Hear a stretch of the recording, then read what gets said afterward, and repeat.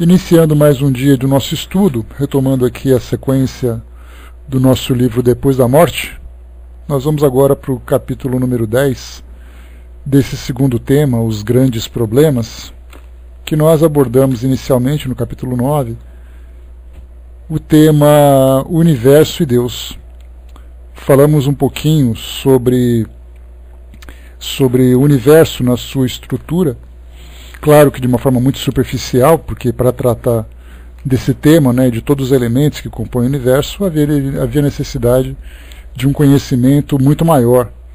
Então a gente fez uma abordagem seguindo aqui o raciocínio de Leon Denis, e depois chegamos ali na parte de Deus, porque já que nós falamos sobre o universo, nós naturalmente teremos que falar sobre as leis que regem esse universo, e consequentemente falar também sobre o criador dessas leis, né? Então, assim, a criação das leis, a direção dessas leis e todas as consequências de sua ação sobre a matéria que compõe esse universo. Bom dia, Tini.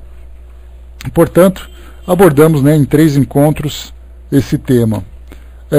Agora nós vamos entrar no capítulo 10, a vida imortal, para entendermos, já que nós falamos sobre o universo e falamos sobre Deus, vamos falar agora sobre os habitantes desse universo, que é exatamente, que somos exatamente nós, né? Então, a vida imortal, ela tem um capítulo objetivo, né? Pessoal, vamos prestar atenção no estudo, por favor, senão a gente vai acabar aqui interrompendo o nosso trabalho. Portanto, falamos agora sobre todos nós, né, que é exatamente a parte mais importante, né, de primeiro, né, entendermos a nós mesmos. Então, diz para nós aqui Leon Denis: o estudo do universo conduz-nos ao estudo da alma, à investigação do princípio que nos anima e dirige-nos os atos. Já o dissemos, a inteligência não pode provir da matéria. A fisiologia ensina-nos que as diferentes partes do corpo humano renovam-se em um lapso de tempo que não vai além de alguns meses. Sob a ação de 2 grandes correntes vitais, produz-se em nós uma troca perpétua de moléculas. Aquelas que desaparecem do organismo são substituídas uma a uma por outras provenientes da alimentação. Desde as substâncias moles do cérebro até as partes mais duras da estrutura óssea, tudo em nosso ser físico está submetido a contínuas mutações. O corpo dissolve-se e numerosas vezes durante a vida reforma-se. Entretanto, apesar dessas transformações constantes, através das modificações do corpo material, ficamos sempre a mesma pessoa. A matéria do cérebro pode renovar-se, mas a do pensamento é idêntico a si mesmo, e com ele subsiste a matéria, a recordação de um passado de que não participou o corpo atual. Há, pois, em nós um princípio distinto da matéria, uma força indivisível que persiste e se mantém entre essas perpétuas substituições. Leon Denis fala para nós sobre esse tema, baseado naturalmente no conhecimento que ele tinha da ciência da época, e exatamente porque quando ele fala se as células do cérebro se renovam, ou do espírito não, só que as células dos cérebros não se renovam. Vamos só confirmar isso, né? Lendo aqui um artigo interessante de um grupo chamado Clique Ciência, e ele pergunta aqui quantas células do corpo nascem por dia. Só um pequeno complemento para aquilo que nós estamos estudando, para reforçar aquilo que Leon Denis trouxe para nós. Então o artigo diz assim, um artigo pequeno, mas é bastante objetivo.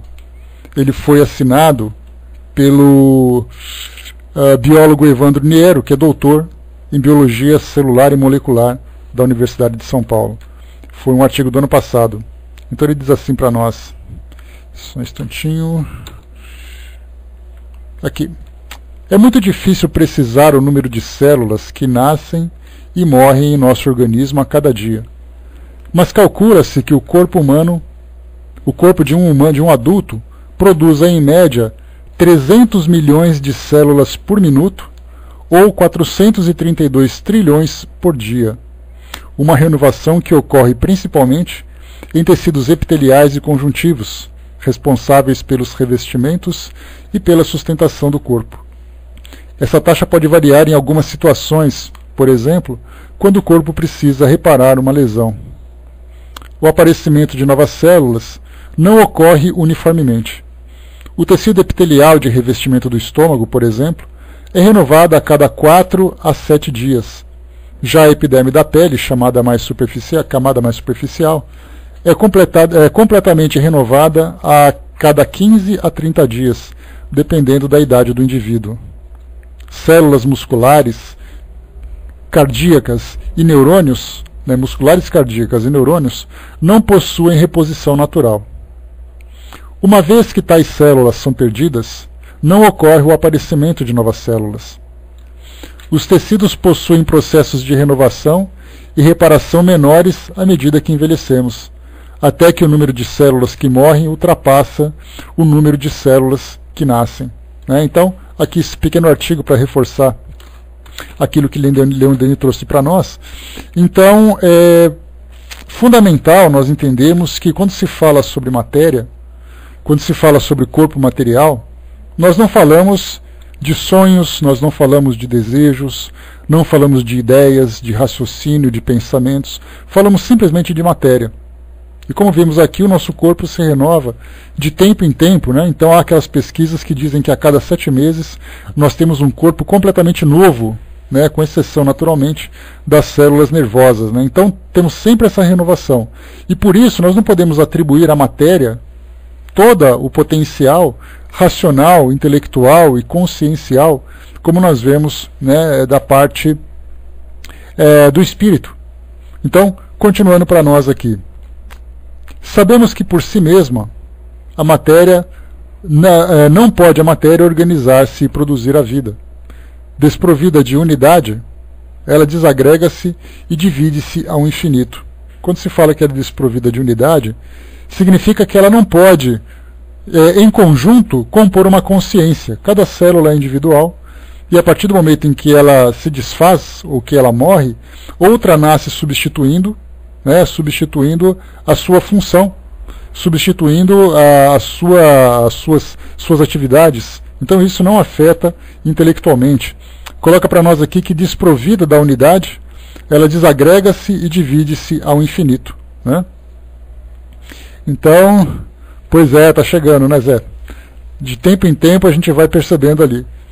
E continua, em nós, ao contrário, todas as faculdades, todas as potências intelectuais e morais agrupam-se em uma unidade central que as abraça, liga e esclarece. E esta unidade é a consciência, a personalidade, o eu, ou por outra, a alma. A alma é o princípio da vida, a causa da sensação. É a força invisível, indissolúvel, que rege o nosso organismo e mantém o acordo entre todas as partes do nosso ser. Nada de comum tem as faculdades da alma com a matéria. A inteligência, a razão, o discernimento, a vontade, não poderiam ser confundidos com o sangue de nossas veias ou com a carne de nosso corpo. O mesmo sucede com a consciência, esse privilégio que temos de medir os nossos atos para discernir o bem do mal. Essa linguagem íntima que se dirige a todo homem, ao mais humilde ou ao mais elevado, essa voz cujos murmúrios podem perpetuar o estrondo das maiores glórias, nada tem de imaterial. Olá, Sandra. O Braço colocou aqui, acha a palavra alma tão bem empregada como fluido vital.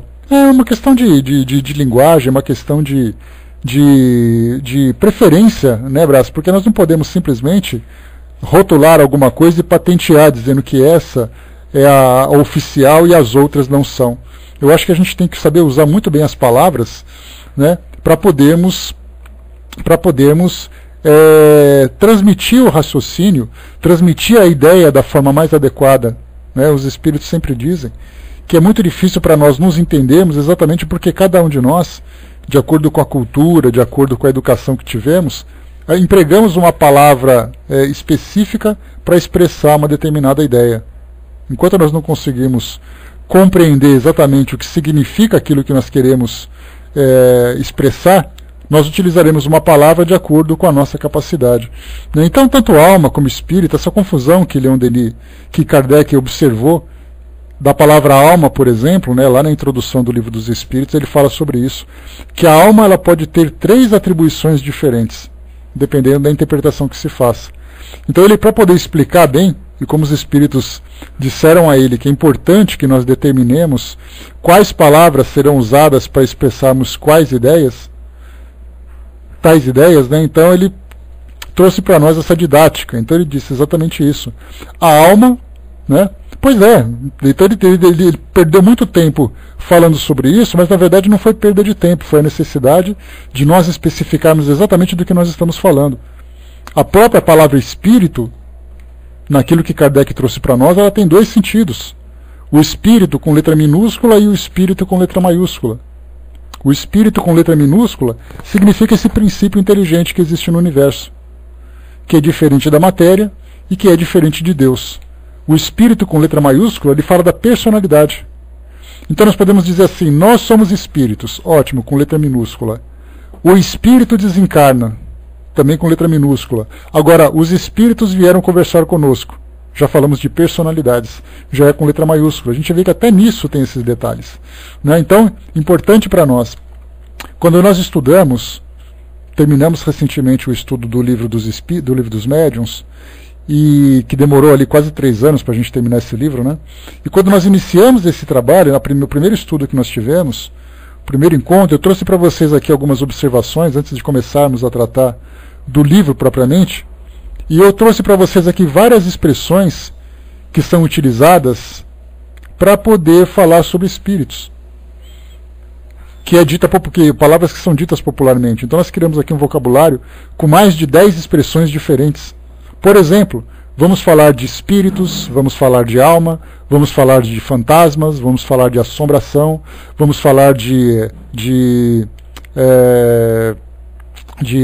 espectros, como costumam dizer também, e assim a gente foi trazendo palavras e mais palavras, alma penada, e etc, etc, etc. Podemos aqui continuar trazendo algumas. Então, todas essas palavras representam a mesma coisa. Por isso, então, tem muito cuidado que a gente deve ter para poder expressar essa nossa ideia de uma forma correta, E continua para nós aqui o texto. O mesmo acontece com a consciência... já falamos aqui. Correntes contrárias agitam-se em nós. Os apetites, desejos ardentes, chocam-se de encontro à razão e ao sentimento do dever. Ora, se mais não fôssemos do que matéria, não conheceríamos essas lutas, esses combates, e entregar-nos-íamos sem mágoa, sem remorsos, às nossas tendências naturais. Mas, ao contrário, a nossa vontade está em conflito frequente com os nossos instintos. Por meio dela podemos escapar às influências da matéria, domá-la, transformá-la em instrumento dócil. Não se tem visto homens nascidos nas mais precárias condições vencerem todos os obstáculos, a pobreza, as enfermidades, os defeitos e chegarem à primeira classe por seus esforços enérgicos e perseverantes? Não se vê a superioridade da alma sobre o corpo afirmar-se de maneira ainda mais positiva no espetáculo dos grandes sacrifícios e das dedicações históricas? Ninguém ignora como os mártires do dever, da verdade revelada prematuramente, como todos aqueles que pelo bem da humanidade têm sido perseguidos, supliciados, levados ao patíbulo, puderam, no meio das torturas, às portas da morte, dominar a matéria e, em nome da grande causa, impor silêncio aos gritos da carne dilacerada. Se mais não houvesse em nós que matéria, não veríamos, quando o corpo está mergulhado no sono, o espírito continuar a viver e agir sem auxílio algum dos nossos 5 sentidos. E assim mostrar que uma atividade incessante é a condição própria da sua natureza. A lucidez magnética, a visão à distância sem o socorro dos olhos, a previsão dos fatos, a penetração do pensamento, são outras tantas provas evidentes da existência da alma. Assim, pois, fraco ou poderoso, ignorante ou esclarecido, somos um espírito. Regemos este corpo que não mais é, sob sua direção, do que um servidor, um simples instrumento. Esse espírito que somos é livre e perfectível, por conseguinte, responsável. Pode, à vontade, melhorar-se, transformar-se e inclinar-se para o bem. Confuso em uns, luminoso em outros, um ideal esclarece o caminho. Quanto mais elevado é esse ideal, tanto mais úteis e gloriosas são as obras que inspira.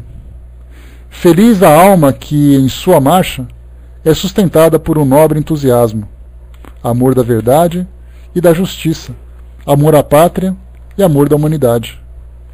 Sua ascensão será rápida, sua passagem por este mundo deixará traços profundos, sulcos de onde colherá uma messe medida. Bem, aquilo que nós vimos até agora, dessas colocações de Leon Denis, bom dia pessoal que chegou, bom dia Silvia, dessas colocações que chegaram para nós aqui, bom dia Fer, trata de argumentações importantes para nos libertarmos dessa dúvida que existe com relação a esse elemento que sobrevive independente da matéria. Quando nós falamos sobre nesse combate que existe entre as ideias espiritualistas e as ideias materialistas, onde os materialistas afirmam que a consciência, o pensamento, o raciocínio, nada mais são do que consequência natural do trabalho do cérebro. Simplesmente assim. Então a mente é uma consequência do cérebro. Mas quando nós começamos a estudar um pouco mais esse potencial da alma, com todas essas atribuições que nós vimos agora, principalmente relacionadas aos fenômenos, porque para poder entender exatamente o que significa, como comprovar ou como atestar a existência da alma, há a necessidade de nós fazermos uma avaliação da sua existência fora da matéria. É aí que entra então a grande dificuldade, o grande desafio. Porque para nós que estudamos a doutrina espírita, é fácil nós chegarmos a essa conclusão através dos estudos dos fenômenos mediúnicos. Mas quando nós falamos de pessoas que não compreendem, não estudam, ou não têm acesso a esses mesmos, vai com Deus, Miriam, boa viagem. Bom dia, Osmar. Quando nós falamos daqueles que não têm acesso a essas experiências, fica simplesmente na questão da crença. Então nós podemos até dizer assim, olha, eu não acredito. Ou não acreditava, mas eu vi um fenômeno acontecer. A partir dali, então, ele vai começar a analisar todos os sistemas, como Kardec fez lá no início do livro dos médiuns, né, pensando assim, como as pessoas podem explicar aquilo que aconteceu. E aí, então, cada um foi explicando, porque é um truque, porque é uma fantasia, porque é uma impressão, porque é um efeito da nossa mente, questões psicológicas, questões paranormais também é a mesma coisa, né? Então, cada um explicando o seu sistema, mas como Kardec lembrou, chega um momento em que um sistema pode explicar uma situação, mas não pode explicar outro. E aí então ele acaba ficando naquela grande dúvida. Como eu posso explicar isso agora se a minha teoria não pode explicar tudo? Né? Então acontece exatamente situações dessa natureza. O Zé colocou, dizem que o pensamento é produto do cérebro, como a bíris é o do fígado. Mas é uma ideia, né, ô Zé?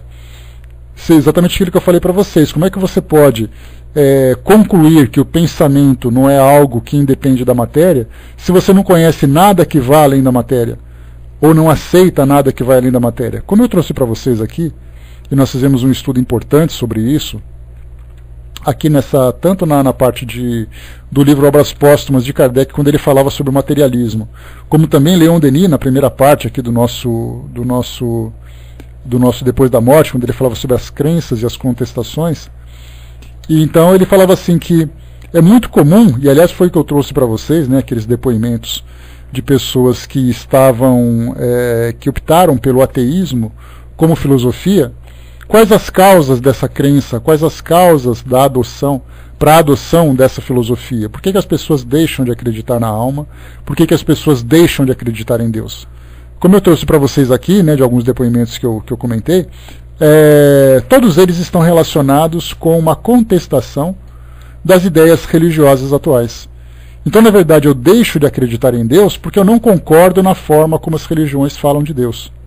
Eu não concordo com a vida depois da morte porque eu não acredito naquilo que as religiões falam sobre a vida depois da morte. Então eu acredito naquilo que a minha razão consegue atingir porque eu não me permito ser levado por uma fantasia, ser levado por uma teoria sem fundamentação. Como as religiões são as responsáveis na atualidade por transmitirem essa ideia da existência de Deus, da imortalidade da alma, né, da continuidade da vida no mundo espiritual, e nós não concordamos, ou as pessoas não concordam com aquilo que vem sendo divulgado, então existe essa recusa. Então a pessoa não nasce do nada. Toda ação gera uma reação. Nós sabemos disso. O pensamento ateísta, ele não é uma ação. Uma pessoa não nasce ateia. Ela não nasce desde criança não acreditando no nada.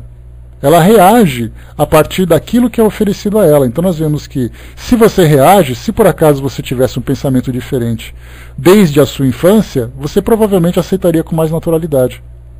Mas como as fantasias que chegam podem muitas vezes não ser digeridas por essa pessoa, ela então opta em não acreditar em nada. Então por isso que nós dizemos, né, que não acredita no pensamento como sendo uma atribuição de um elemento extrafísico, porque eu não acredito que haja nada extrafísico. Então eu vejo realmente como é alguma coisa, como é algo do cérebro, como o pensamento é do cérebro, como o sentimento também é do cérebro, como uma reação àquilo que vem sendo imposto pelas religiões. Né? Então, nós que estudamos a doutrina espírita e temos ali argumentações e fundamentações para essas nossas, para a aceitação desses elementos que chegam para nós, eu não vou dizer nem que é uma questão de crença, porque nós acreditamos. Não é uma questão de acreditar, nós compreendemos que o elemento existe, independente de você acreditar ou não. Você pode não ter tido experiência que comprove isso, você pode não ter visto um espírito, você pode não ter sensações que comprovem a presença do espírito, mas racionalmente você já conseguiu compreender a existência dele. Então não é uma questão de fé. Os elementos podem ser analisados, avaliados, julgados, e aí chegamos a essa conclusão. É essa a diferença que nós temos do aspecto científico da doutrina espírita, que nos traz essa possibilidade de análise. Diferentemente de dizer assim, olha, se você quiser fazer parte dessa religião, você tem que aceitar isso, que é uma questão dogmática, quando você impõe uma ideia. A doutrina não tem essa ideia, mas ela te traz argumentações para você analisar. O Brás colocou, quando o nosso espírito está fora do corpo, na projeção do corpo, nosso corpo é incapaz de mover um dedo sequer, e nem pensamos, né? Pois é, esse que é o detalhe, né, Brás? O pensamento foi com quem se desligou, né? Com quem se desconectou. Né? Boa tarde, Filomena. Então, na verdade, não pensamos, na verdade estamos pensando. O corpo não pensa, exatamente porque o pensamento não é uma atribuição da matéria. Esse é o detalhe. Vamos lá, continuando para nós.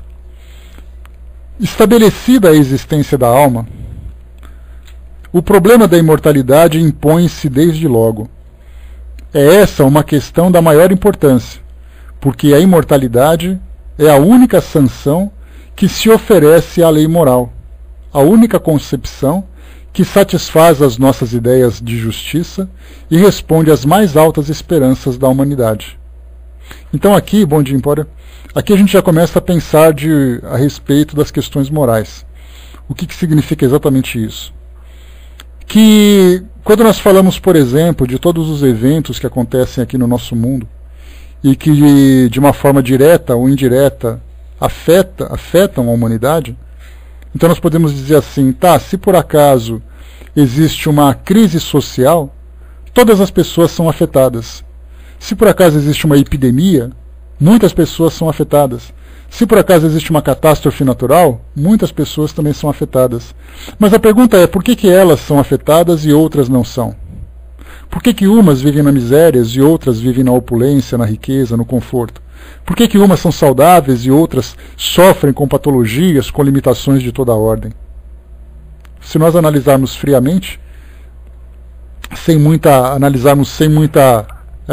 analisarmos passionalmente, nós vamos dizer simplesmente que Deus escolhe quem vai sofrer e quem não vai. Por uma questão de fé, por uma questão de ser um devoto, Porque é muito comum a gente ver isso também, né? Você não sofre porque você é devoto daquele santo, daquela entidade, você acredita naquela personalidade, naquele Deus. Se por acaso você não acredita, você está sujeito a todas as sanções dessa sua falta de crença, ou seja, como Deus vai ficar aborrecido com você, ou aquela entidade não vai te dar mais o apoio, você está sujeito então a todo o sofrimento que o mundo pode oferecer. E aí nosso raciocínio começa a pensar, né? Nossa mente começa então a elaborar essa ideia.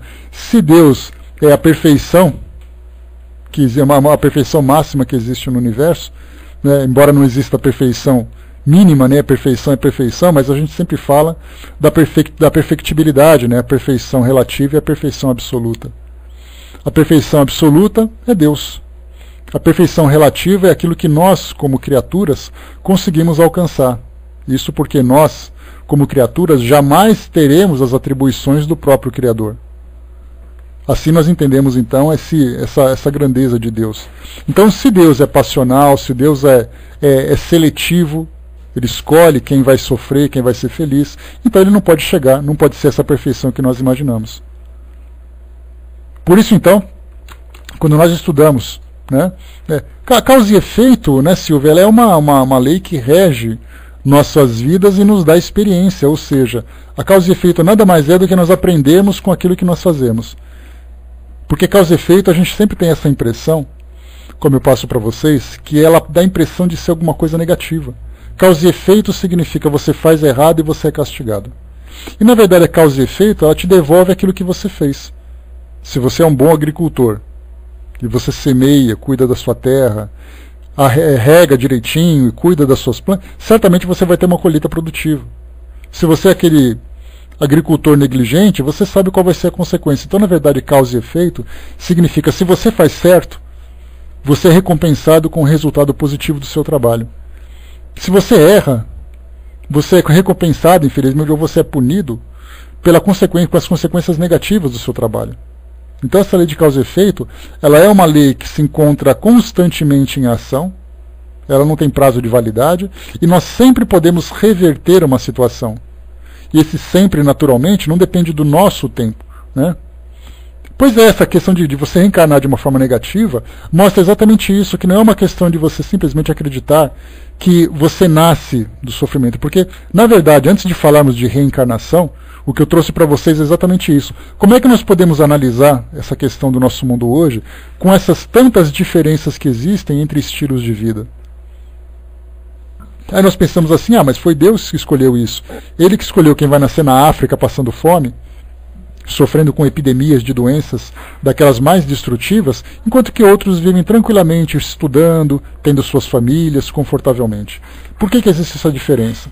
Quando nós falamos sobre a imortalidade da alma, porque é exatamente esse ponto que nós queremos chegar aqui, primeiro que você tem que entender que a alma é imortal. Muito bem, se a alma é imortal, ela está submetida então a uma lei moral. Porque exatamente ali é a única concepção que satisfaz as nossas ideias de justiça e responde às mais altas esperanças da humanidade. Justiça mostrando exatamente isso. O espírito que erra está submetido a essa lei, e o espírito que alcança a felicidade e consegue alcançar suas maiores esperanças, que, por exemplo, para todos nós que temos essa filosofia espiritualista, qual é a maior esperança que nós temos? Vivemos no paraíso, vivemos de uma forma feliz para toda a eternidade, chegarmos ao encontro de Deus purificados, não importa qual religião seja, todas elas nos colocam nos trazem essa mesma esperança. Mas para poder alcançar essa esperança, nós dependemos da justiça, ou seja, fazemos por merecer. Então é aí que nós começamos a entrar nesse campo moral. Então, mais uma vez, vou ler para vocês. Estabelecida a existência da alma, o problema da imortalidade impõe-se desde logo. Ou seja, a alma existe. Tá certo, já chegamos a essa conclusão. Quanto tempo dura a alma? Já começamos a entrar no campo da imortalidade. Que a alma não tem prazo de validade, porque ela é criada, exatamente pelo fato de nós sermos criaturas, mas nós não morremos, como espíritos que somos, porque a alma é imaterial, ela não depende de funções orgânicas para viver. Ela vai viver depois para todo sempre. Diferentemente, só para a gente poder colocar essa teoria bem clara, imortalidade é diferente de eternidade. Eternidade é aquele que não tem começo e não tem fim. Que a princípio, de um modo muito limitado, é assim que nós entendemos Deus. Deus não teve início e Deus não terá fim. Aí alguém vai dizer assim, mas eu não concordo com isso. Então me apresenta uma ideia melhor. Você acredita em Deus? Se ele falar, não acredito em Deus, então o assunto para por ali. Como Kardec lembra lá no início do livro dos médiuns, para estudar mediunidade, existe um processo pedagógico que nós devemos seguir. Então, estudar mediunidade é a última etapa desse processo. Antes de falar de mediunidade, você precisa primeiro acreditar ou aceitar a existência do espírito. Se você aceita a existência do espírito, a gente avança e começa a estudar todas as atribuições, todas as potencialidades, todas as capacidades que o espírito tem. Seja no mundo espiritual, seja agir no mundo material. Se ele disser assim, olha, eu sinceramente não acredito em espírito, então não temos por que conversar sobre imortalidade ou conversar sobre mediunidade. Isso não é aquela coisa rabugenta. Então não vamos mais falar sobre isso. É uma coisa tranquila. Então para que a gente vai falar sobre? Vamos falar de Copa do Mundo, vamos falar de futebol, falar de novela, qualquer coisa. Mas para que a gente vai falar de um tema que você não aceita? Mas eu quero bater boca com você. Vai bater boca sozinho. Por que você quer me convencer que você está certo? E por que você acha que eu vou te convencer que você está errado? Então simplesmente é um assunto que não tem por que haver esse desafeto entre as pessoas, mas também não tem por que haver insistência. Agora, se nós tivermos assim, vamos conversar sobre isso, vamos filosofar. Então vamos filosofar de uma forma tranquila, para que não haja desavenças, né? Então, como ele falou assim, antes de você estudar todo o livro dos médiuns, primeiro pergunta para a pessoa, no que você acredita? Você acredita que você é um espírito? Tá, eu acredito que eu sou um espírito, porque outras religiões podem dizer isso. Tá, e o que você acredita sobre o espírito? Como é que você entende o espírito? O que é o espírito, de onde ele vem, para onde ele vai, como é que ele desenvolve? Aí as pessoas vão colocar as suas ideias. Então essas ideias vão começar a direcionar. Se a pessoa segue para essa linha do entendimento do espírito como sendo um ser que é imortal, mas tem personalidade, consegue se desenvolver no mundo espiritual, influenciar sobre a matéria e tudo mais.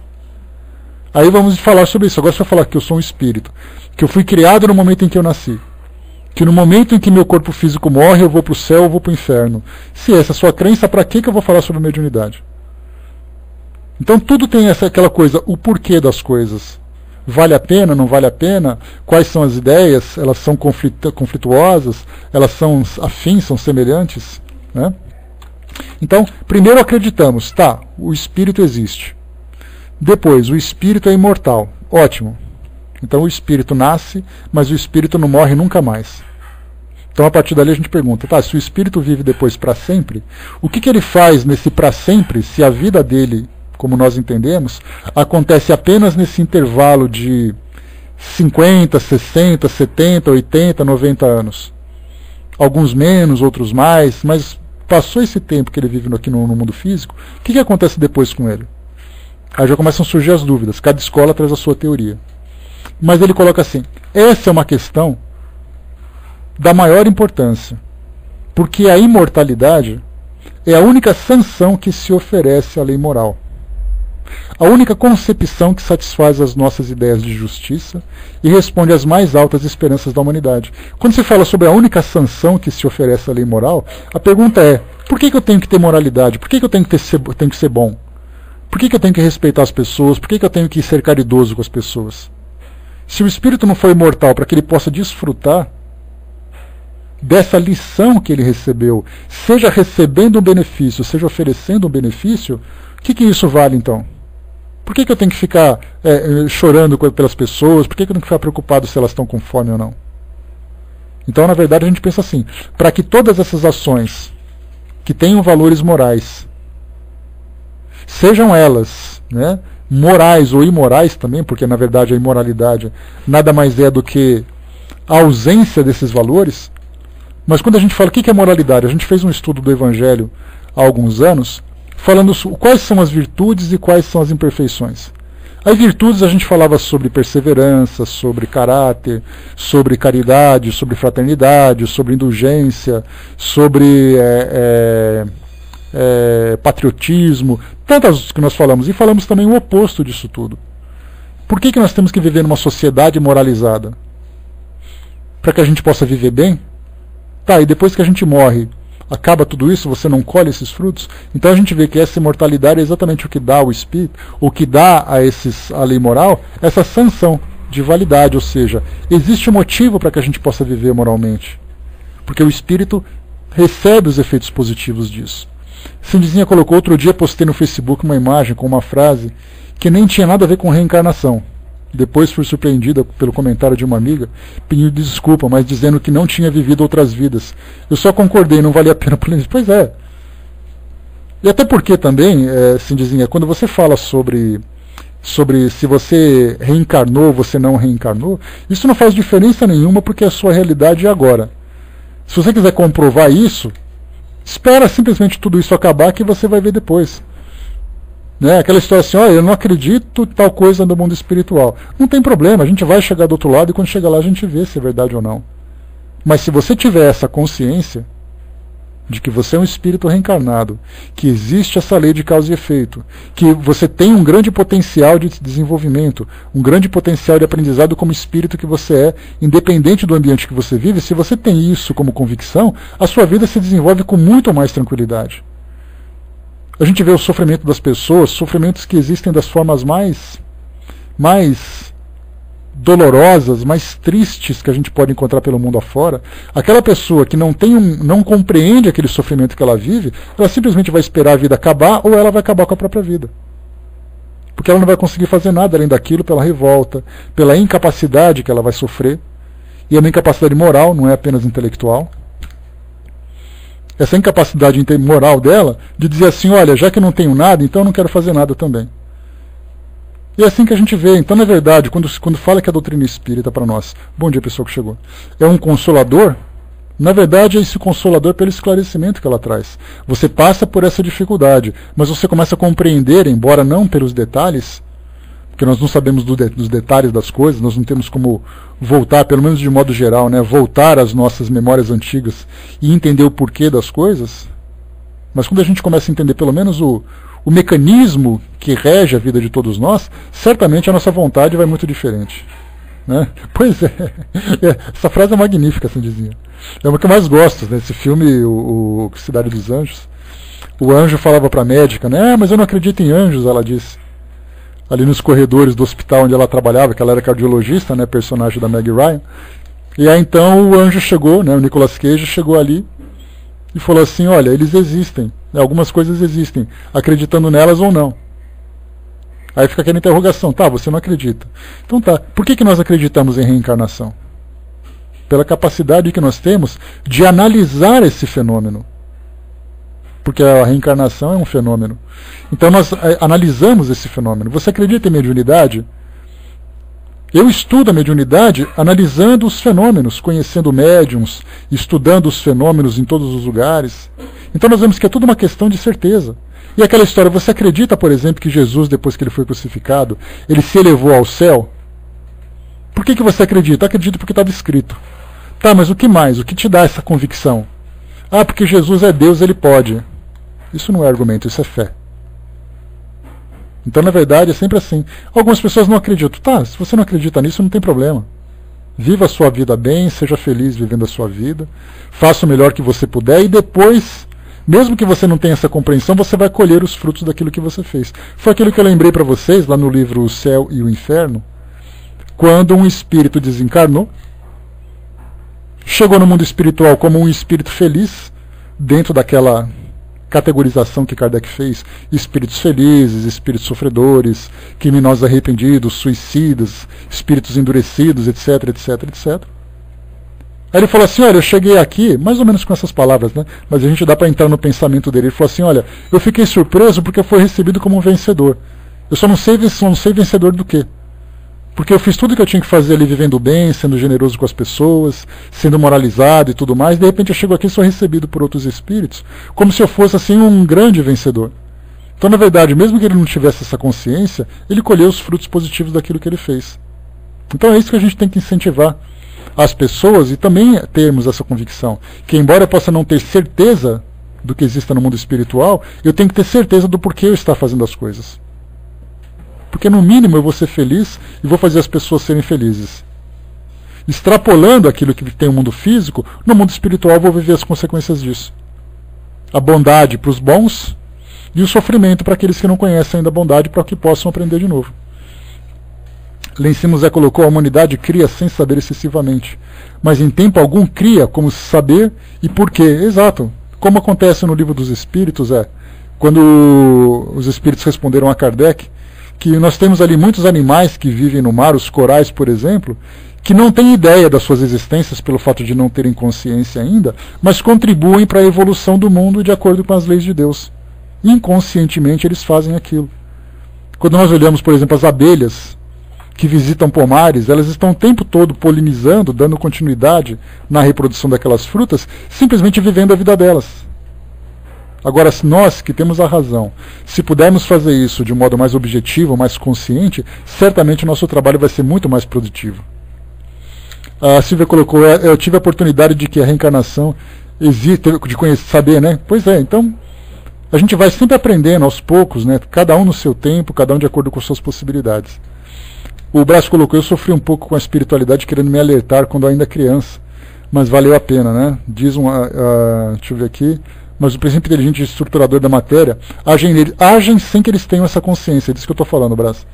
Como tudo tem um propósito, como tudo tem uma direção aqui no universo, mesmo que você não tenha consciência, as coisas acontecem.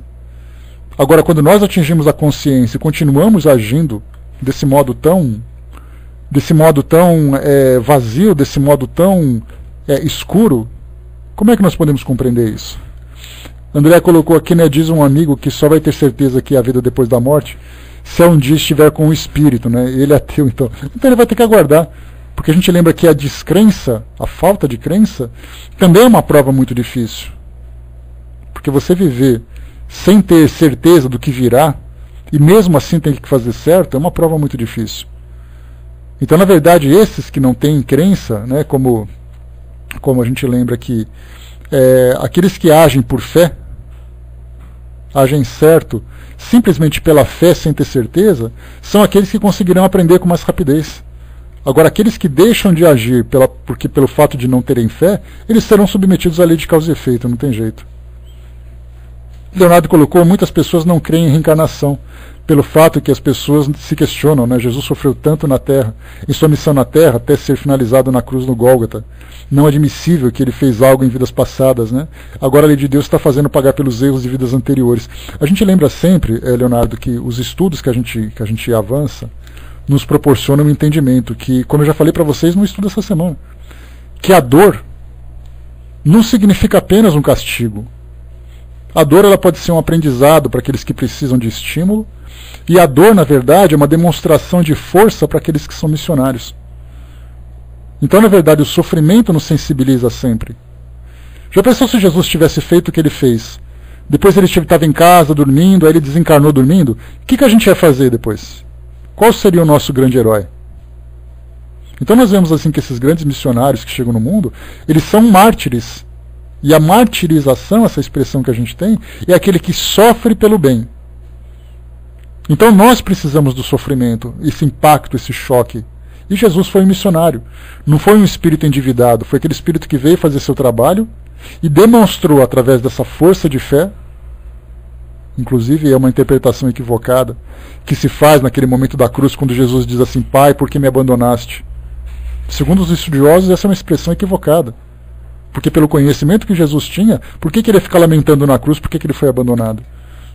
Então esse é um tema bastante polêmico, que aqueles que seguem, né, à risca os textos evangélicos, entendem que Jesus teve essa fraqueza no momento. Mas dá para imaginar ali o que Jesus via naquele momento da sua crucificação? A quantidade de espíritos que estavam ali à sua volta para poder acolhê-lo, e ele via tudo isso. Por que ele ia chegar e falar assim: Pai, por que me abandonaste? Então a gente vê que são muitas os equívocos desse estudo frio, desse estudo limitado que se faz, acreditando simplesmente que a vida da humanidade se resume àquilo que está escrito de uma forma tão alegórica, tão fantasiosa. Então a gente começa a entender, tá, muitos espíritos vieram para cá. Imaginar tantos outros que foram queimados em fogueira, que foram decapitados, porque fizeram o bem. Esses espíritos, nós sabemos, esse sacrifício que fazem através da dor é uma demonstração de fé. Que tanto é assim que acabaram tendo para nós ficaram registrados com esse grande, como grandes figuras da humanidade, né? Vamos lá. Então, voltando aqui para nós, porque a gente parou nesse parágrafo que a gente vê que somente num parágrafo nós conseguimos extrair tantas e tantas coisas. Então vamos lá.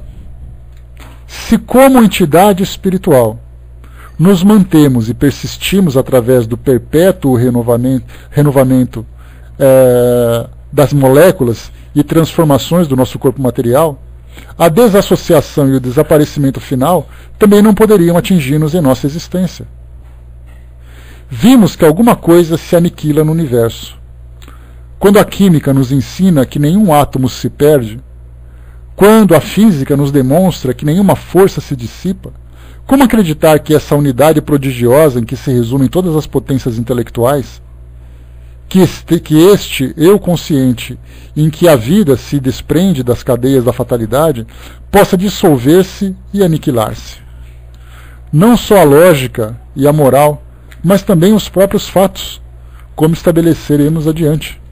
Fatos de ordem sensível, simultaneamente fisiológicos e psíquicos. Tudo ocorre demonstrando a persistência do ser consciente depois da morte, para nos provar que, além do túmulo, a alma se encontra qual ela própria se fez por seus atos e trabalhos, no curso da existência terrestre. Deixa eu ver o que vocês escreveram aqui. Bertozzo colocou: Jesus estava falando uma parte de um salmo e não fraquejando. É assim que muitos estudiosos trazem, Bertozzo? Então nós temos ali, por exemplo, o Haroldo Dutra Dias, que fez ali uma tradução interessante. Ele dizia exatamente isso, pelos seus estudos. Não é porque ele disse que nós vamos passar a acreditar a partir de agora. Porque, do contrário, entre acreditar no que ele fala e acreditar naquilo que o Novo Testamento traz, tanto faz um como o outro. Mas exatamente pelos argumentos que são apresentados, pela cultura, pela tradução, etc, etc. E é como eu falo para vocês, não é porque está escrito no Livro dos Espíritos que todo mundo tem que dizer amém. Se eu cismar de chegar para Kardec e falar assim: Kardec, eu não concordo com você, eu não vou para o inferno por causa disso, não. Kardec vai pacientemente dar uma bicada na sua xícara de chá e vai falar assim: então me fala o que você pensa. Aí eu vou falar, e ele vai começar então a contra-argumentar. E ele mesmo disse: se você tiver alguma coisa melhor do que a doutrina espírita, me apresente que eu aceito. Mas ela tem que ser tão lógica ou mais lógica que a doutrina espírita, não é por uma questão de fé. Ah, mas Kardec disse, eu também disse, e aí? Só que ele disse com mais propriedade do que eu, com mais argumentação, com mais fundamentação. Então o argumento dele é mais sólido do que o meu. E aí eu posso concordar com ele, se eu tiver essa flexibilidade, essa mente aberta de aceitar aquilo que eu não compreendo, ou eu posso ficar como rabugento: mas mesmo assim eu não vou acreditar nele, pronto. Aí isso é infantilidade. É imaturidade, que nós vemos muito isso. Muitas pessoas dizem assim: não conheço e não quero conhecer. Então não tem problema, não vamos mais falar sobre isso. Esse tipo de argumento é extremamente pueril. É infantil, é imaturo, como eu comentei com vocês. Bom dia, pessoal que chegou. Continuando. Se a morte fosse a única palavra de todas as coisas, se os nossos destinos se limitassem a essa vida fugitiva, teríamos aspirações para um estado melhor, de que nada na Terra, nada do que é matéria pode nos dar a ideia? Teríamos essa sede de conhecer, de saber, que alguma coisa pode saciar?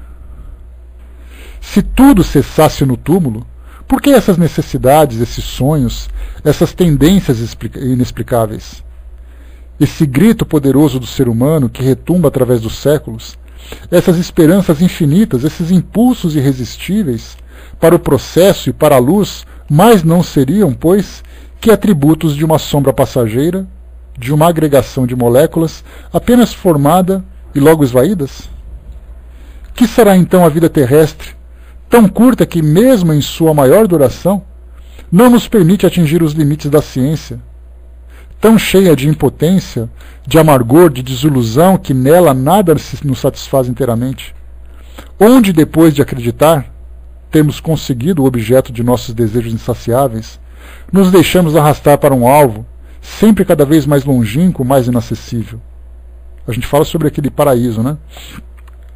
A persistência que temos em perseguir, apesar das decepções, um ideal que não é deste mundo, uma felicidade que nos foge sempre, é uma indicação firme de que há mais alguma coisa além da vida presente. A natureza não poderia dar ao ser aspirações, esperanças irrealizáveis. As necessidades infinitas da alma reclamam forçosamente uma vida sem limites. E nós falamos isso, né, intelectualmente, falamos disso moralmente, falamos disso afetivamente. Todos nós esperamos encontrar um dia aquele amor pleno, amor absoluto. Não falo de paixões. Falo do amor verdadeiro, um amor por uma outra pessoa, um amor entre amigos, amor pela natureza, amor pela vida, amor pelo mundo. Todo mundo quer esse amor. Como dizem os Beatles, né? All you need is love, né? Então estamos ali. Tudo que nós precisamos é o amor para viver. E o amor, ele começa então a se fragmentar, a se dividir, a se distribuir em diversas situações da nossa vida. O amor por mim mesmo, o amor pelas pessoas, o amor pela sociedade onde eu vivo, o amor pelos objetos que eu possuo. Não falamos de apego, falamos de amor verdadeiro. Todo mundo precisa desse amor. E é isso que nós buscamos. Todas as pessoas buscam isso. Só que nós estamos tão envolvidos ainda pelas sensações de paixão, pelas sensações passionais, pelo apego à matéria, que a gente não consegue compreender. Mas quando nós vemos, por exemplo, num filme no cinema, na televisão, aquele filme romântico, aquele amor perfeito, aquela situação onde as pessoas são felizes, todos nós saímos com essa mesma sensação, com esse mesmo desejo. Aí nós vemos assim, poxa, mas que família bonita. Aí eu chego em casa e encontro minha família problemática e coisa e tal. Eu fico com aquela sensação de que eu queria também ter aquilo. E aquilo é possível de se alcançar. Porque nós sabemos que nossa vida não é limitada apenas nesse nosso momento. Luigi colocou, né, nessa linha, a arrogância está sempre presente. Exato, né, Luigi? A gente vê que essa arrogância, essa autossuficiência que muitos de nós nos atribuímos, de dizer assim, olha, eu não preciso de nada além daquilo que eu faço, além daquilo que eu acredito. É uma coisa que nós somos assim. Lembra que na época de criança, quando estava jogando bola, o dono da bola, quando perdia, ele falava assim, também vou pegar a bola e vou embora para minha casa. Essa mesma imaturidade que nós temos hoje na vida física, nós temos também na vida material, na vida espiritual. Esses espíritos que nós temos hoje, muitas vezes, como eu coloquei no início, né, vocês não estavam aqui ainda, então, como eu coloquei no início, muitas vezes essas pessoas, essa arrogância, essa rebeldia contra essas ideias espirituais, elas se dão como consequência da discordância daquilo que apresentam hoje. Chega para você assim um pastor, um padre que você não gosta, e fala assim para você, você tem que acreditar em Deus. Você fala assim, não acredito, e pronto. Você está sendo arrogante? Você está sendo, na verdade, defendendo a sua opinião e não concordando com a dele. Né? Pois é. Então, quer dizer, mas é uma reação que nós temos, de você não aceitar aquilo. Mas você tem a oportunidade de buscar outras ideias. Pelo menos deveria ter, mas nós vemos que pelo mundo afora, se você vai num país, por exemplo, que tem uma religião fundamentalista, em que você não tem opção religiosa, a não ser aquela que te colocam, aí então você se rebela contra ela. Imaginar, por exemplo, que você vive num país que tem ali um extremismo evangélico, um extremismo muçulmano, um extremismo católico, um extremismo de outra religião, e falar assim, olha, você tem que acreditar nisso e pronto. Imagina se você tivesse reencarnado no Afeganistão, e você não acreditasse em Allah, você estava perdido. Você ia viver a sua vida toda ocultando essa sua discordância com aqueles princípios, até que você tivesse a oportunidade de fugir, se você conseguisse fugir. Do contrário, você viveria essa infelicidade pelo resto da vida. Né? Pois é, exato, mas agora nós começamos. Com o passar do tempo, na atualidade, nós encontramos agora um mundo que tem um pensamento muito mais aberto. Embora nós tenhamos ainda, né, algumas limitações em algumas regiões do planeta, hoje nós temos essa liberdade de expressão.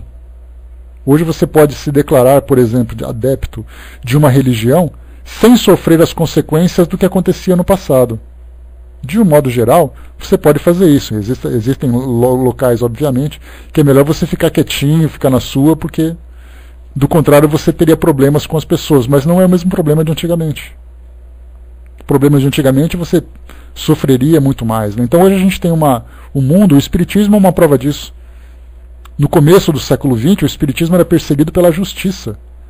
A polícia fechava centro espírita, porque aqueles que eram principalmente católicos, já que as religiões evangélicas não tinham grandes expressões no começo do século XX, ela começou a aparecer mesmo a partir da década de 80, né, que as religiões protestantes começaram a ter grande expressão aqui no Brasil. Então, no começo do século XX, embora a nossa Constituição já não colocasse o catolicismo como religião oficial, né, as pessoas ainda viviam sob o jugo da Igreja Católica. Então, naquela época, as denúncias feitas por católicos faziam com que a polícia fechasse, então, centros espíritas. Hoje, o espiritismo é falado nas televisões. Hoje, você se declarar espírita publicamente, muitas vezes é até uma questão de status. Você fala assim, nossa, eu sou espírita. A primeira coisa que pensa é no Chico Xavier. Nossa, então você é amigão do Chico Xavier? Aí até a gente explicar, não, meu filho, Chico Xavier era o presidente, eu sou só o faxineiro, aquela coisa toda. Então a gente vê que o mundo vai mudando. E felizmente nós começamos a ter liberdade de expressão, liberdade de pensamento. Ainda está muito aquém daquilo que nós gostaríamos, sem dúvida.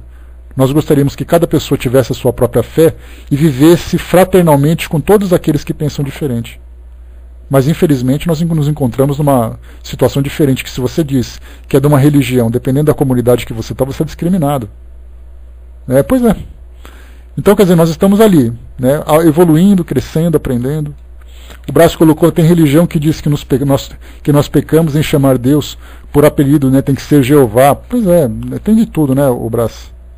Então, na verdade, assim, cada um se relaciona com Deus do modo como lhe convém, como lhe faz mais feliz, como lhe dá mais convicção.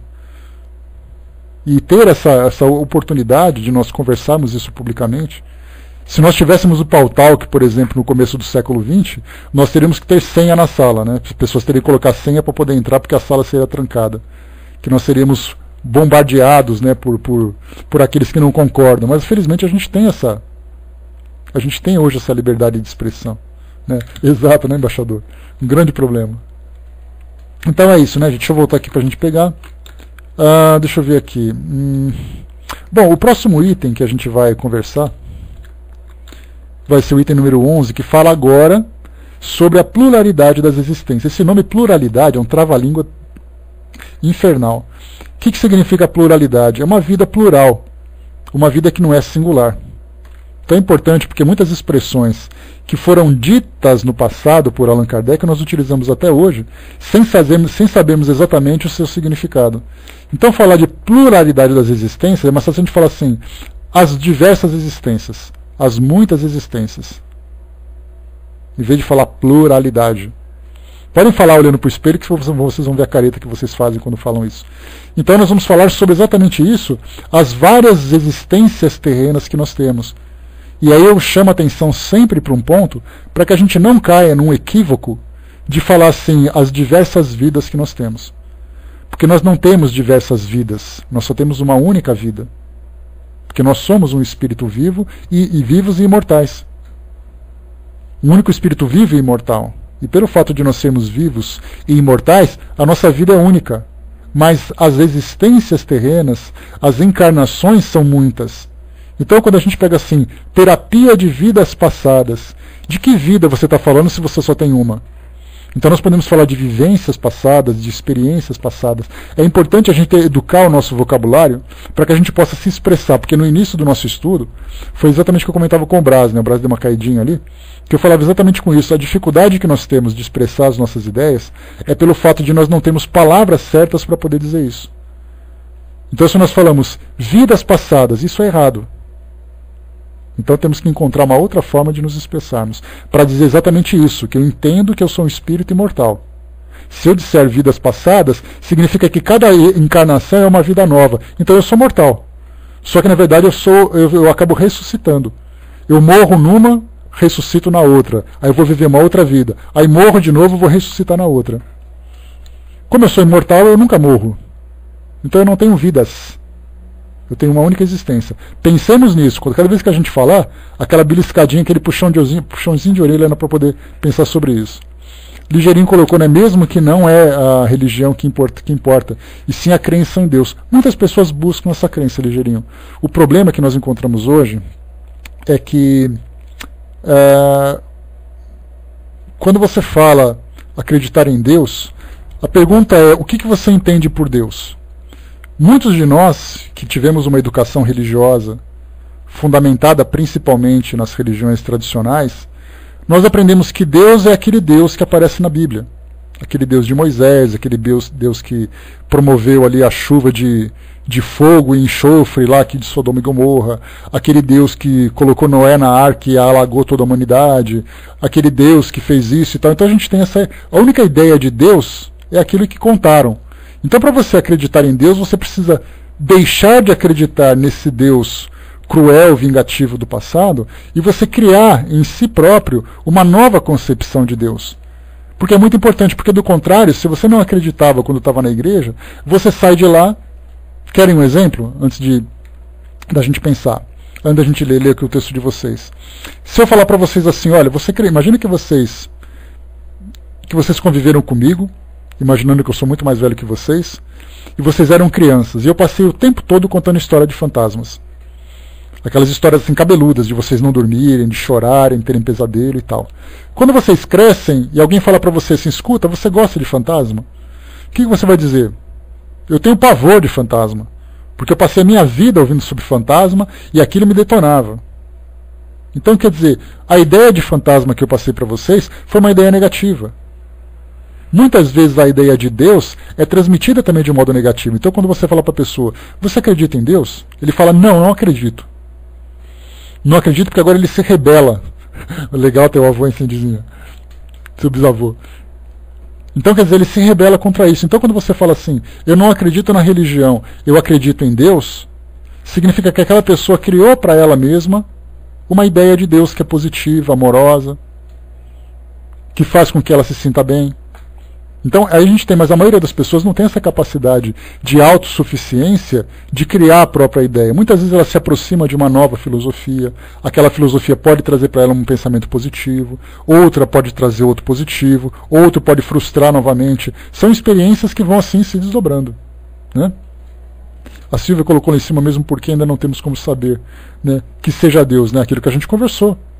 Leon Denis trouxe para nós no capítulo anterior, no capítulo 9, que falava sobre o universo e Deus, exatamente isso. Ele trouxe para nós um raciocínio sobre Deus, que muitas vezes a gente, poxa, por que eu não pensei nisso antes? Leonardo colocou: no diálogo de Jesus com aquela mulher samaritana, nos parece que está falando da vida eterna, não aqui na terra, mas no reino celestial. Aquele que beber da água que o lhe der, nunca mais tornará a ter sede, diz o Senhor. Porque do seu ventre botará uma fonte límpida de água viva dentro de si, que transbordará para toda a vida eterna. O problema, Leonardo, desses ensinamentos que estão na Bíblia, são as traduções e as figuras de linguagem. Por isso que muitas pessoas não compreendem exatamente a clareza daquilo que Jesus trazia. Foi essa a proposta que Kardec teve, com a orientação dos espíritos, de falar, por exemplo, o Evangelho segundo o Espiritismo. Ou seja, à luz do Espiritismo, interpretado dentro dos ensinamentos espíritas. Então, tudo aquilo que fala: a água do ventre brotará uma fonte de água límpida, porque essa linguagem ela é muito difícil. E quando você não compreende isso, qual é o sentido exato, você continua acreditando na água. Aquele que morre na água, a água viverá, aquela coisa toda. São expressões que são muito difíceis de serem interpretadas e você precisa ter uma mente muito aberta para poder compreender isso tudo. Então, feliz de nós que temos a oportunidade de ter essa liberdade de pensamento e analisarmos isso de um modo muito mais amplo, de termos, por exemplo, poética, romântica, alegórica. Jesus falava com pessoas que eram muito simples. Se nós pudéssemos fazer um censo, como eu já comentei com vocês, quantas pessoas que vocês acham que eram alfabetizadas naquela época? Nós estamos falando de uma região na Palestina, há 2000 anos, num reino que era escravizado, que as mulheres eram completamente nulas no sentido de liberdade de expressão, de presença na sociedade. Como é que a gente pode imaginar quantas pessoas sabiam ler e escrever naquela época? É por isso que Jesus falava, aliás, Paulo Freire falava muito isso, né, sobre essa nova proposta educativa de trazer, por exemplo, elementos do dia a dia das pessoas. Então, se você fala para filhos de operários, né, pois é, exatamente, né, Armando? A mesma coisa também, não teve aquela educação formal. Até mesmo essa dúvida, por exemplo, Jesus não frequentou escola, alguém viu? O que a gente sabe, Armando, um detalhe interessante, naqueles livros que eu falei para vocês, de Harpas Eternas, né, escrito por aquela pesquisadora argentina, que são 3 livros muito bons, é uma sequência, falava que durante a sua educação, ele frequentou, por exemplo, né, os monastérios dos essênios e tudo mais. Ali ele recebeu essa educação. Então, como a vida dele não foi tratada, a da sua infância e da sua juventude, só falava quando ele nasceu, tem uma citação, me parece, da sua infância, porque eu não sou estudioso da Bíblia, e depois quando ele surgiu aos 30 anos de idade. Durante esse período, adolescência, juventude, onde ele esteve? Segundo esses pesquisadores, ele esteve nesses monastérios. E ali ele recebeu essa educação. E pelo fato de não deixar nada escrito, também é uma dúvida. Por que ele não deixou nada escrito? Problema, né? A Fê colocou, né, eu encontro isso no Espiritismo, né? Outros encontram a mesma coisa em outras filosofias. Cada um é feliz do jeito que quer. Né? Ó, o Francis trazendo uma nova ideia. Ele era autodidata, inspirado pelo pai. Também, pode ser, ué. Como é que eu vou dizer que não era, se eu não sei como era? Porque para você dizer o que não é, você tem que conhecer aquilo que é. Nós não conhecemos nem o que era e o que não era, são tudo teoria. Deixa eu ver aqui que colocou...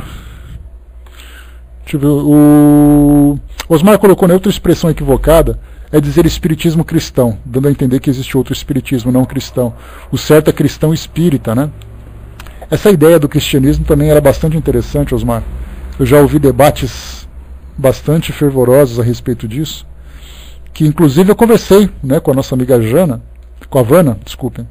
E a Vana falava conversando com os amigos espirituais dela, porque a gente estava debatendo exatamente isso.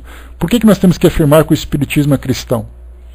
E eu dizia exatamente isso, mas o espiritismo não é cristão, o espiritismo é espírito. É espiritismo e pronto. E aí os espíritos disseram para ela, mas acontece que o espiritismo ele foi inspirado pelos princípios cristãos.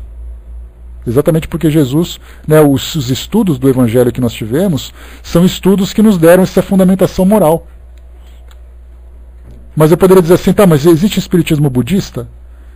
Se por acaso o budismo fosse a religião dominante, digamos assim, na Europa, naquela época de Kardec, teremos um espiritismo budista, mas tratando da questão moral. O fato de nós falarmos assim, o espiritismo cristão, dá a impressão de que fora do cristianismo não há salvação. E na verdade, não temos por que ter essa dúvida. Nós pegamos os ensinos do Evangelho, mas como a gente já estudou esses detalhes, e tem cada coisa, Arcanjo, que a gente vai debatendo, né? Quando a gente filosofa dessas coisas, surgem umas situações estranhas, né? Então nós podemos dizer assim que o Espiritismo se fundamenta nos ensinamentos morais do cristianismo. Mas como a gente já estudou, no próprio livro Depois da Morte, lá naquele começo, nós vimos que tem citações hinduístas, citações budistas, que são muito semelhantes àquilo que Jesus trouxe. Falamos de questões morais, não de questões científicas, dogmáticas. Então, na verdade, nós utilizamos essa expressão do cristão espírita, cristão, porque nós nos fundamentamos no cristianismo, mas eu poderia tranquilamente dizer que eu sou budista espírita. Isso em nada desmereceria a minha crença. Porque, na verdade, o espiritismo trata da natureza do homem, na natureza do espírito, a sua origem, o seu destino e a sua relação com o mundo físico. Ele não fala no que você tem que acreditar ou deixar de acreditar. A bondade, as virtudes, elas são parte de uma lei natural. E essa lei natural existe em todo mundo, em todas as culturas, em todas as crenças. Então dizer que eu sou muçulmano espírita, está valendo. Porque na verdade a religião muçulmana não vai interferir naquilo que é a relação que eu tenho com o mundo espiritual. Não dá pra, sabe por que não dá para retirar, Luigi? Porque quando você fala em Jesus, dentro da fundamentação nós falamos de um espírito evoluído.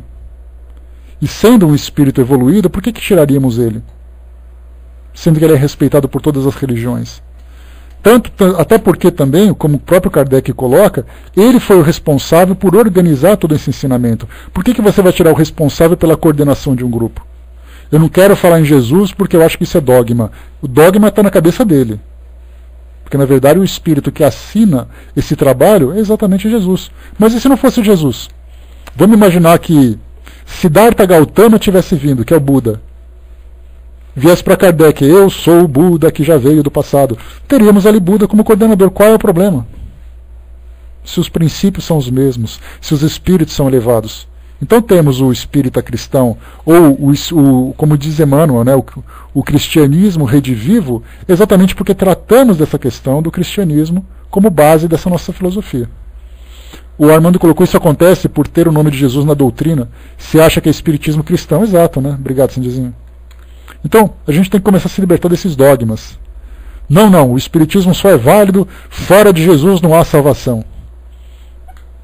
Não é um pensamento equivocado para nós que temos essa nossa visão tão mais ampla, né? Bom, pessoal, fechando por aqui o nosso estudo de hoje. Está na hora que o bate-papo tá bom? Na verdade, amanhã, olha só que legal, amanhã é a nossa última quinta-feira do mês. E quando nós temos a última quinta-feira do mês, nós temos o nosso tema livre. Então esses temas que vocês estão colocando, tá aí, são temas que para nós, né, são interessantes de debater amanhã. Então amanhã, última quinta-feira do mês, dia 26, o nosso tema livre. Estava esquecendo já, hein? Deixa eu ver aqui, o Francis colocou, seria Jesus o Espírito Verdade? Olha, Francis, por aquilo que eu já li, do próprio Kardec, no Livro dos Médiuns, no Obras Póstumas e tudo mais, eu vejo como sim, mas eu já vi debates calorosos dizendo não, o Espírito Verdade é uma representação de uma comunidade de espíritos que coordenaram esse trabalho. Kardec já colocava, tenho respeito por esse nome, porque esse nome é Jesus. Então, para mim, Kardec foi muito claro sobre isso, dizendo sobre essa visão dele, né? Então, para mim, é assim, né? Então, não tem esse problema, né? Deixa eu ver aqui, né? O Piro, bom dia. Perguntou aqui sobre o que eu penso do Islã. O Islã é uma filosofia que tem o propósito de transformar a vida das pessoas para o bem como qualquer outro. Inclusive, eu estou vendo aqui na minha mesa, Piro, nós tivemos um encontro esse ano, uma Bienal do Livro que teve no Rio de Janeiro, e uma amiga minha estava ali com o nosso stand do Espiritismo.net, ao lado de um stand islâmico, de um stand muçulmano. E ela trouxe para mim aqui 10 livros do Islã. O Islã em Foco, o Alcorão, o que mais que ela trouxe? São vários livros aqui, eu estou lendo um deles. Então eu acho que é muito interessante, são ensinamentos muito interessantes, apesar da cultura, apesar dos dogmas que traz. Moralmente é uma doutrina tão profunda quanto a doutrina cristã, ela não perde nada disso. Infelizmente nós temos uma interpretação equivocada de muitos daqueles seguidores, como nós temos também interpretação equivocada de muitos evangélicos, muitos cristãos, muitos espíritas, né, muitos católicos. Então, sempre assim. Depois tiro foto com o pessoal e tudo mais. Aliás, um Alcorão belíssimo, escrito com letras douradas, né, naturalmente em português, né, porque eu não vou ler uma coisa que eu não compreendo. Então tá aqui, ó, os significados dos versículos do Alcorão Sagrado. Esse é o livro que está aqui na minha escrivaninha. Então eu acho que é extremamente válido. E como os próprios espíritos dizem, todos nós temos que conhecer todas as filosofias espiritualistas do mundo. Isso é uma questão de cultura. E quanto mais a gente aprende, mais a gente tem a compreensão que a lei natural, que essa lei divina, se encontra em todas as partes, em todos os mundos, em todas as línguas, em todas as culturas. Então é isso, gente. Fechando por aqui o nosso estudo de hoje. Vou passar para a nossa amiga Andréia, que vai fazer para nós aqui o encerramento. E amanhã, lembrando mais uma vez, então, é o nosso tema livre. A gente vai ficar aqui à disposição para a gente debater esses temas que vocês quiseram, né, colocar para todos nós. Então, fechando por aqui, Andréia, você pode subir, minha querida? Beleza, passando para você então, voltamos em seguida. É muito bom a gente conversar, né, quando apresentar as nossas ideias, e é uma pena, né, que eu fico ao microfone e vocês ficam escrevendo, e eu tenho a oportunidade de falar